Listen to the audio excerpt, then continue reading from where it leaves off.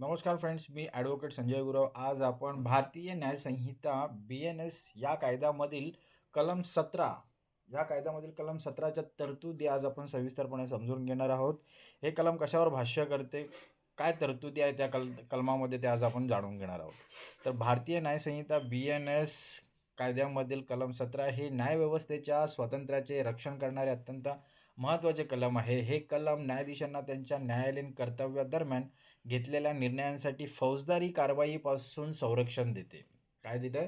तर हे कलम न्यायाधीशांना त्यांच्या न्यायालयीन कर्तव्यादरम्यान घेतलेल्या निर्णयासाठी फौजदारी कारवाईपासून संरक्षण करते. कलमाचे नाव आहे न्यायनिवाडा करताना न्यायाधीशाची कृती. कलमाचं नाव काय? न्यायनिवाडा करताना न्यायाधीशाची कृती. ते कलम काय म्हणतं?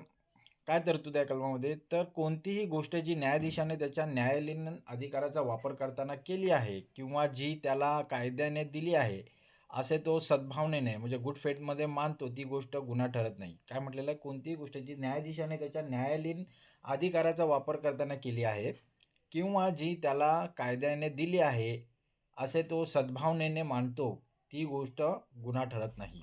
सोप्या शब्दात समजून घेऊया. जेव्हा एखादा न्यायाधीश खुर्चीवर बसून अधिकृतपणे न्याय देण्याचे काम करीत असतो, तेव्हा त्याने दिलेला निकाल किंवा केलेली कृती यांवर गुन्हा दाखल होऊ शकत नाही. मग तो निकाल नंतर वरच्या कोर्टाने रद्द केला तरीही. उदाहरण समजून घेऊया.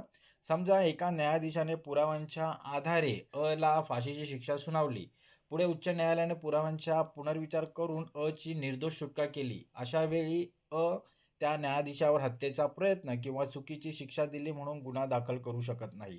कारण न्यायाधीशाने ते कृत्य सद्भावनेने आणि न्यायालयीन अधिकारात केले होते. उदाहरण काय आहे? समजा एका न्यायाधीशाने पुराव्यांच्या आधारे ला फाशीची शिक्षा सुनावली. पुढे उच्च न्यायालयाने पुराव्यांचा पुनर्विचार करून ची निर्दोष सुटका केली. अशा वेळी त्या न्यायाधीशावर हत्येचा प्रयत्न किंवा चुकीची शिक्षा दिली म्हणून गुन्हा दाखल करू शकत नाही. कारण न्यायाधीशाने ते कृत्य सद्भावनेने आणि न्यायालयीन अधिकारात केलेले होते. ते हे कलम का बरं अस्तित्वात आले? जर न्यायाधीशांना सतत भीती वाटली की त्यांच्या निकालामुळे त्यांच्यावर खटले भरले जातील, तर ते निर्भयपणे आणि निष्पक्षपातीपणे न्याय देऊ शकणार नाहीत. न्यायव्यवस्थेची प्रतिष्ठा आणि न्यायाधीशांचे स्वातंत्र्य अबाधित राखण्यासाठी हे कलम अस्तित्वात आलेलं आहे. आता या कलमाचं महत्त्व आणि उद्दिष्ट काय आहे? तर न्यायालयीन स्वातंत्र्य, न्यायाधीशांना बाह्य दबावाशिवाय निर्णय घेता यावा. अंतिम निर्णय, प्रत्येक निर्णयाला वैयक्तिक वादाचे स्वरूप प्राप्त होऊ नये. संरक्षण, कायदेशीर प्रक्रियेत होणाऱ्या मानवी चुकांसाठी न्यायाधीशांना वैयक्तिकरित्या जबाबदार धरण्यापासून रोखणे. तर हे ह्या कलमाचं महत्त्व आणि उद्दिष्ट आहे. आता लॅटिन मॅक्झिम काय आहे ह्या कलमासंबंधित?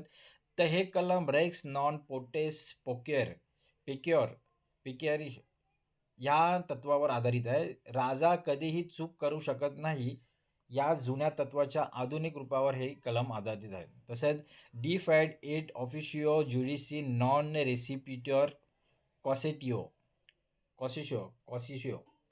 न्यायाधीशाचा याचा अर्थ काय आहे? तर न्यायाधीशाचा प्रामाणिकपणा आणि कर्तव्यावर प्रश्नचिन्ह उपस्थित केले जाऊ शकत नाही, असा ह्या लॅटिन मॅक्झिमचा अर्थ आहे. तर कलमाचे उल्लंघन, शिक्षा आणि उपाय समजून घेऊया. हे कलम न्यायाधीशांना पूर्ण ॲब्सोल्यूट संरक्षण देत नाही. काय म्हटलं? हे कलम न्यायाधीशांना पूर्णपणे ॲब्सोल्यूट संरक्षण देत नाही. तर उल्लंघन काय? जर न्यायाधीशाने न्यायालयीन कामाशी संबंधित नसलेले कृत्य केले. काय म्हटलं? जर न्यायाधीशाने न्यायालयीन कामाशी संबंधित नसलेले कृत्य केले, उदाहरणार्थ कोर्टाबाहेर कोणाला मारहाण केली किंवा जाणीवपूर्वक भ्रष्टाचार करून चुकीचा निकाल दिला, तर हे संरक्षण मिळत नाही. उपाय काय? भ्रष्टाचार किंवा गैरवर्तणुकीसाठी न्यायाधीशांवर न्यायाधिक संरक्षण कायदा 1985 नुसार किंवा उच्च न्यायालयाच्या परवानगीने चौकशी होऊ शकते. न्यायालयीन प्रकरणे आणि निर्णय काय समजून घेऊया या कलमासंबंधित. अनवर हुसेन विरुद्ध अजय कुमार ह्या खटल्यामध्ये सर्वोच्च न्यायालयाने स्पष्ट केले की जोपर्यंत न्यायाधीश आपल्या अधिकार क्षेत्रात म्हणजे ज्युरिडिक्शनमध्ये राहून काम करत आहे, तोपर्यंत त्याला संरक्षण आहे. निर्णय काय दिला आहे? जरी अधिकार क्षेत्राबाबत काही तांत्रिक चूक झाली असली तरी सद्भावना असेल तर संरक्षण मिळते, असा निर्णय ह्या खटल्यात दिलेला आहे.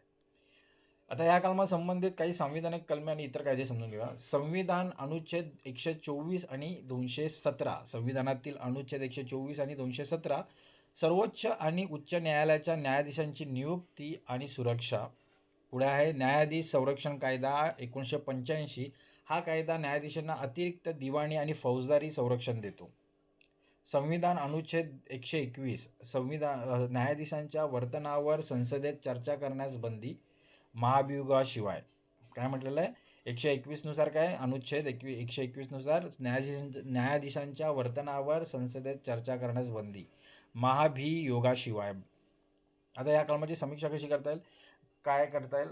तर कलम 17 हे लोकशाहीचा स्तंभ असलेल्या न्यायव्यवस्थेसाठी गरजेचे आहे. मात्र टीकाकारांच्या मते यामुळे काही वेळा न्यायालयीन उत्तरदायित्व, ज्युडिशियल अकाउंटेबिलिटी कमी होते. भ्रष्ट न्यायाधीशांना या कलमाचा आडोसा मिळू नये म्हणून सद्भावना हा शब्द अत्यंत काळजीपूर्वक वापरला जातो. निष्कर्ष काय काढता येईल या कलमाचा? तर कलम 17 हे न्यायाधीशांना दिलेले कवच आहे, ज्यामुळे ते सत्याचा शोध घेऊ शकतात. हे वैयक्तिक फायद्यासाठी नसून न्यायदानाची प्रक्रिया सुरळीत चालण्यासाठी आहे. हे कलम सुनिश्चित करते की कायदा हा न्यायाधीशांपेक्षा श्रेष्ठ आहे, पण न्यायाधीशांना कायद्याचे रक्षण करताना भय नसावे. तर मित्रांनो, आज आपण भारतीय न्यायसंहिता या कायद्यातील कलम 17च्या तरतुदी आज आपण सविस्तरपणे समजून घेतलेल्या आहेत. हे कलम अधिक चांगल्या प्रकारे समजून घेण्यासाठी हा व्हिडिओ तुम्ही वारंवार पहा, जेणेकरून या कलमाच्या तरतुदी तुम्हाला अधिक चांगल्या प्रकारे समजतील. असेच कायद्याविषयक ज्ञान मिळवण्यासाठी, कायद्याविषयक माहिती मिळवण्यासाठी आमचं चॅनल सबस्क्राईब करा, लाईक करा, शेअर करा आणि आपल्या प्रियजनांना, मित्रांना फॉरवर्ड करा, जेणेकरून त्यांनाही कायदेविषयक माहिती मिळेल, त्यांचंही कायदेविषयक ज्ञान वाढेल. तर आज आपण इथंच थांबूयात. धन्यवाद.